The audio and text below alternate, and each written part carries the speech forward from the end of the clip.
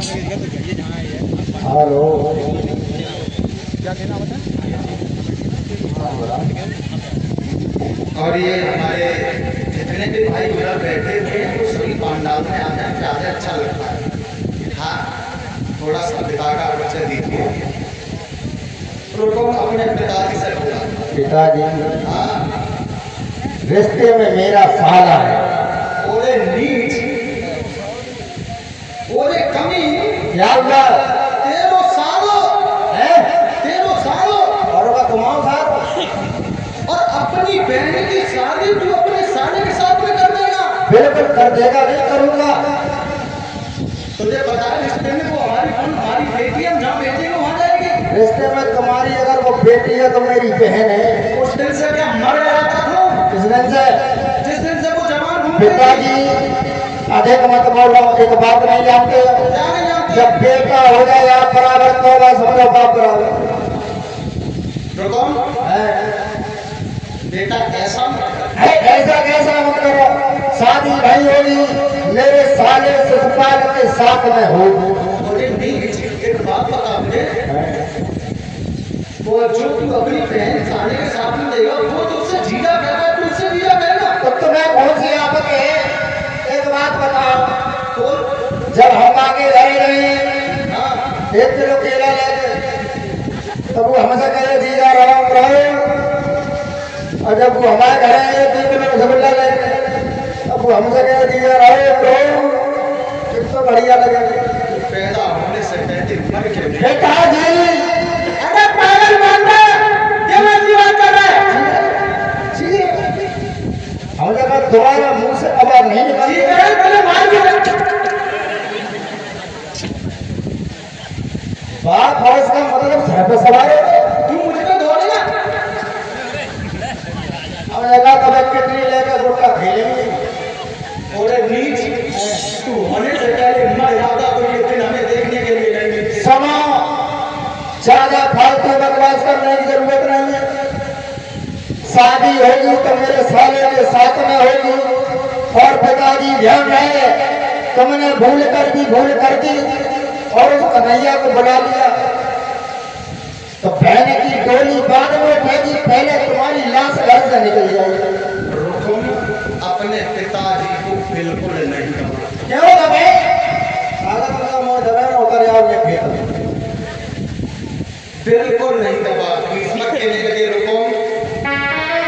बेटा मेरी एक बात मान ला, मेरे घर में 2-4 लड़की नहीं है बेटा। अरे इकलौती बेटा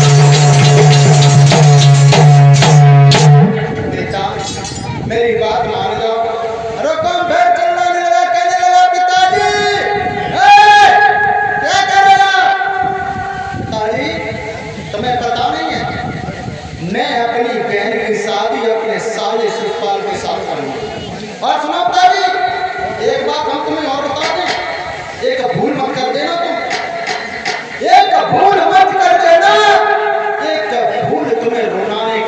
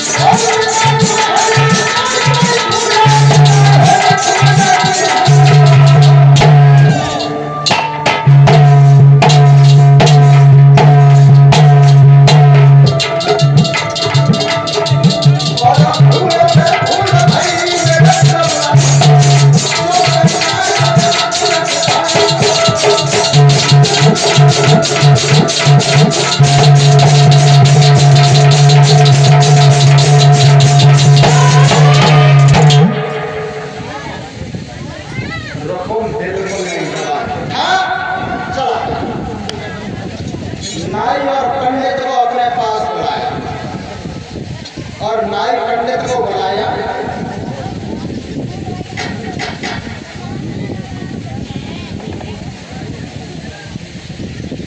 नाई पंडित को बुलाया और एक बात कही, नाई और पंडित तुम चले जाओ, ये टीका लेकर के जाओ।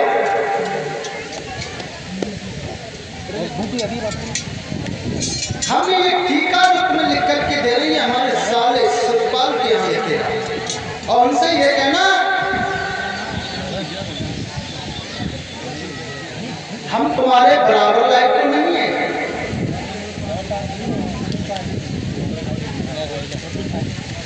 जैसे भी है वो तुम्हारे सामने, अब हम तुम्हारे बराबर लायक तो नहीं है, हमें निभा देना। देखो देखो बहनोई अपने साने के लिए अपनी बहन के लिए टीका, अब पत्र लिखने लगा और रुकुम अपने साने के लिए क्या लिख रहा है उसमें,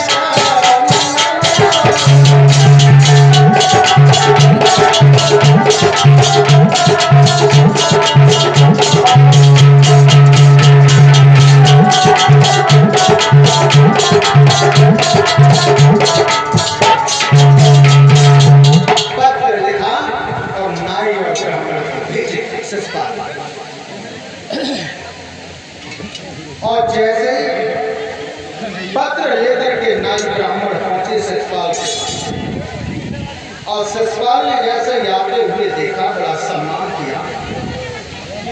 कहां से आए, कौन हो? तो वो नाई और पंडित बताते हुए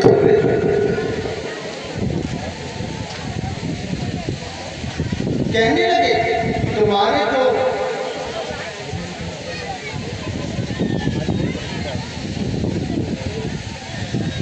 पंडित कहने लगा हे सचपाल तुम्हारे जो बहनोई है ना रुको, उन्होंने लगन टीका भेजा है, वो अपनी बहन की शादी तुम्हारे साथ में कर देना चाहते हैं, तुम्हारा क्या विचार है? सचपाल ने जैसे ही सुना रुक्मिणी के साथ शादी ही बोले हाँ मैं विचार तैयार एक एकदम तैयार, हम तो तैयार है। अब जैसे